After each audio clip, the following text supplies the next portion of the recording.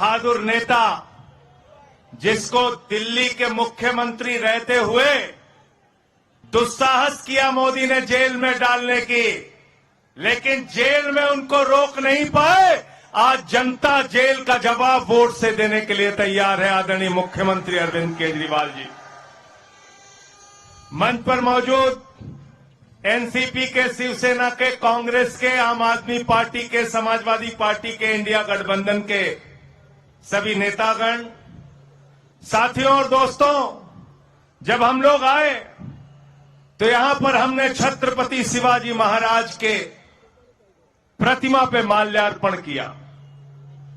छत्रपति शिवाजी महाराज ने एक ही शिक्षा दी है, एक ही संदेश दिया है, गद्दारों को माफी नहीं, गद्दारों को।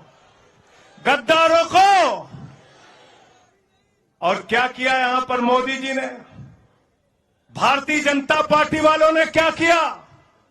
हमने सुना था सोना चोर होते हैं, बाइक चोर होते हैं, कार चोर होते हैं, लेकिन नरेंद्र मोदी पार्टी चोर है, पार्टी चुरा ली, पार्टी चुरा ली।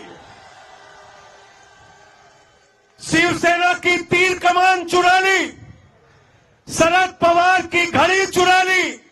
ये जितने घड़ी चोर और तीर कमान के चोर हैं, इनको शिवाजी महाराज का संदेश समझा देना और इनको चुनाव में जमानतें जब्त करके बताना कि महाराष्ट्र में एक भी सीट भारतीय जनता पार्टी की और ये जो शिवसेना इनकी आने वाली नहीं है।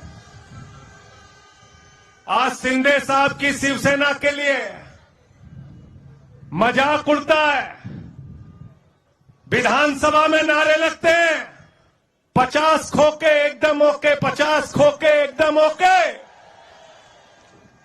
भारतीय खोखा पार्टी है ये लोग, भारतीय खोखा पार्टी।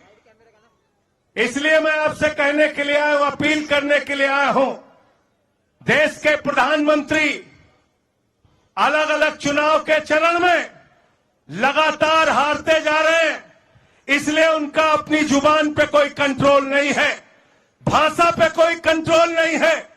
शरद पवार जी को भटकती आत्मा कहते हैं, उद्धव ठाकरे को नकली शिवसेना कहते हैं।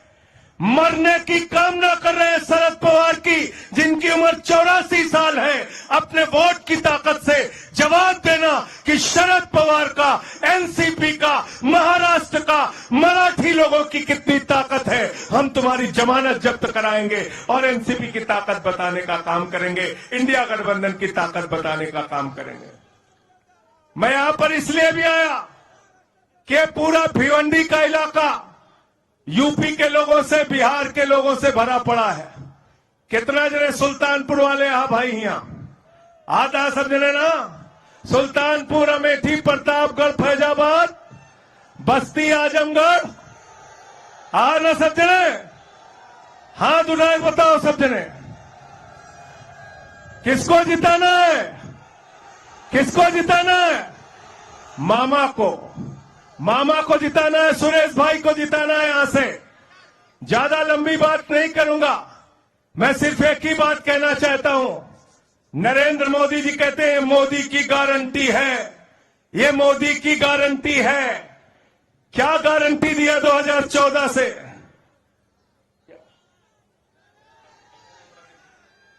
क्या गारंटी दी? अच्छा, इसके बाद मुझे मुमरा की सभा में जाना था, मैं नहीं जा पा रहा हूं। जितेंद्र अवार्ड जी से माफी चाहता हूं। आप सब लोग मुमरा की सभा में पहुंचिएगा और वहां मसाल है, मसाल पे वोट दीजिएगा उस लोकसभा क्षेत्र में, यह भी आपसे अपील करना चाहता हूं। साथियों और दोस्तों, मोदी जी कहते हैं हमारी ये गारंटी है, ये गारंटी है। 2014 से मोदी जी ने जितने वादे किए, एक भी वादे पूरे नहीं किए। पहले कहा 2 करोड़ नौकरी देंगे, झूठ बोला। फिर बोले महंगाई कम करेंगे, झूठ बोला। फिर बोले काला धन लाएंगे, 15 लाख देंगे, झूठ बोला। फिर बोले 15 अगस्त 2022 तक पक्का मकान देंगे, झूठ बोला। मैंने नरेंद्र मोदी जी से कहा, मोदी जी आपकी एक ही गारंटी है, झूठ बोलने की गारंटी, झूठ बोलने की गारंटी है। नारा देते हैं 400 पार, 400 पार, 400 पार।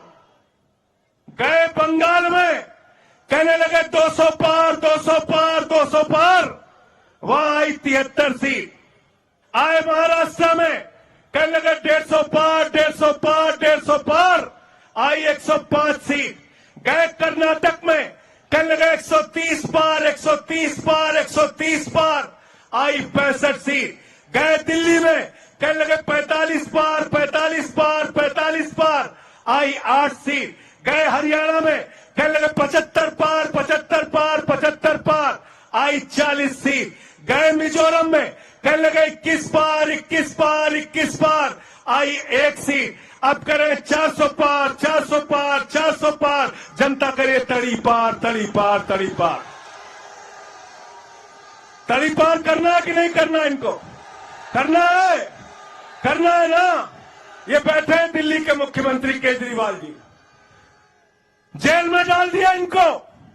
मुझे 6 महीने जेल में रखा, मनीष सिसोदिया जी को जेल में डाल दिया, सत्येंद्र जैन को जेल में डाल दिया। अरे केजरीवाल की आवाज को दबाना चाहते हो? जितनी भी कोशिश करोगे नरेंद्र मोदी जी, अरविंद केजरीवाल और मजबूत होकर तुमसे लड़ाई लड़ने के लिए तैयार रहेगा। अब केजरीवाल को पकड़ के जेल में डाल रहे हो। केजरीवाल तुम्हारी जेल से डरने वाले नहीं है। दिल्ली के लिए बिजली, पानी, शिक्षा, स्वास्थ्य, इस देश का भविष्य बनाने के लिए काम कर रहे हैं। आपकी जेल से डरे बगैर लड़ेंगे और आपको हराने का काम करेंगे। इंडिया गठबंधन की सरकार बनने जा रही है। अंत में यह चुनाव याद रखना, भारत के संविधान को बचाने का चुनाव है। यह चुनाव आरक्षण को बचाने का चुनाव है। यह चुनाव वोट की ताकत बचाने का चुनाव है। अगर गलती से बीजेपी जीत गई तो चुनाव खत्म करेंगे, आरक्षण खत्म करेंगे, बाबा साहब का संविधान खत्म करेंगे। जो बाबा साहब का संविधान खत्म करना चाहते हैं, उनकी राजनीति को खत्म कर देना, उनको जीरो पे पहुंचाने का काम करना। अंत में इन्हीं लाइनों के साथ कि कैसे कैसे मंजर अभी आने लगे हैं और गाते गाते लोग चिल्लाने लगे हैं, बदल डालो अब इस तालाब के पानी को, कमल के फूल तो मुरझाने लगे हैं, कमल के फूल तो मुरझाने लगे हैं।